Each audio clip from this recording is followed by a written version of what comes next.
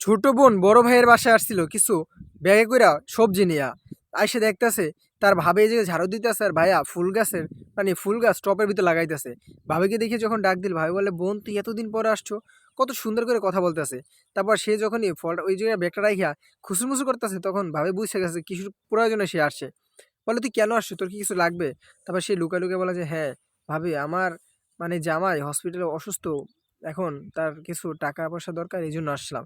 মানে এটা মানে অস্তে আস্তে করে বলে, মন খারাপ কইরা। মানে ভাবি কি বলে না বলে। এই কথা শোনার পরেই ওই জায়গায় ভাবি বলতেছে, আমাদের কাছে তো টাকা পয়সা নাই, কিছু না। এরকম সে বলতেছে। এখন সে বলতেছে, ভাবি খুব এমার্জেন্সি, না হলে আমার স্বামীটা খুব অসুস্থ, মানে অসহায় অবস্থায় আছে। আমাদের টাকা পয়সা নাই, হইলে তোমাদের দিয়ে দেবো। এই কথা শোনার পর তার ভাই ওই যে চলে যায়। এখন সে বলতে আছে মানে তার ভাই বলতে আছে, দেখছো তোমার ভাই চলে গেছে, আমাদের কাছে টাকা নাই, থাকলে অবশ্যই তোমাকে দিতাম। এটা সে বলতেছে। আর ওইদিকে বোনটা মন খারাপ করে দাঁড়ায় আছে। আর বলে যে, ভাবি আচ্ছা ঠিক আছে লাগবে না, তোমরা এই সবজিটা রেখে দাও, আমি চলে যাই। তারপর সে বলে যে, আচ্ছা তুমি মন খারাপ করো না, আচ্ছা যাও পরে আবার এসো। সে ওই যে চলে যাওয়া ধরে, কিন্তু তার ভাবি ডাক দিয়ে বলতেছে, আচ্ছা শোনো শোনো, তুমি এই সবজিও নিয়ে যাও, তোমার সবজিও লাগবে না, আমাদের সব কিছুই যথেষ্ট আছে। তারপর সে মন খারাপ করে চলে যায়। বলে যে, খুব আশা করে আসছিলাম ভাইয়ের কাছে, ভাই আমার কাছে খালি হাতে ফিরিয়ে দিল। যাওয়ার পথে সে তার করুণ দৃষ্টিতে বাড়ির দিকে তাকায়, যে তার ভাই পিছন থেকে তাকে ডাক দেয় কিনা। কিন্তু তার ভাইও তাকে ডাক দিল না। তার ভাবির কথা মানে সেও আরকি ওই জায়গায় চুপ হয়ে গেছিল।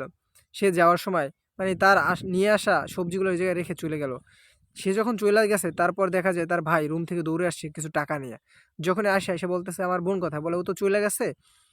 বলে, ও কেন চলে যাবে? আমি তোকে কিছু বলি নাই। তুমি কি বলছো? ও তো টাকার জন্য আসছিল। বলে যে, আমি কিছু বলি নাই, তোমার বোন এমনিতেই চইলা গেছে। আমি কিছু জানি না।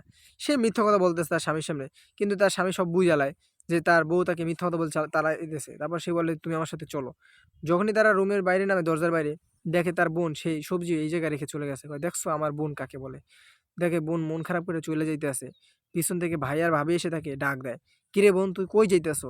তারপরে সে বলতেছে, বোন আমি তো তোর জন্য ঘরে টাকা আনতে গেছি। তুই আমাকে না বইলা চইলে আসলি? তুই কেমনে পারলি তোর ভাইয়ের সাথে কথা না বইলে আসতে? তারপর সে বলে, ভাই ভাবি তো বলছে যে টাকা নাই। তোমাদেরই নাকি খারাপ অবস্থা যাইতেছে।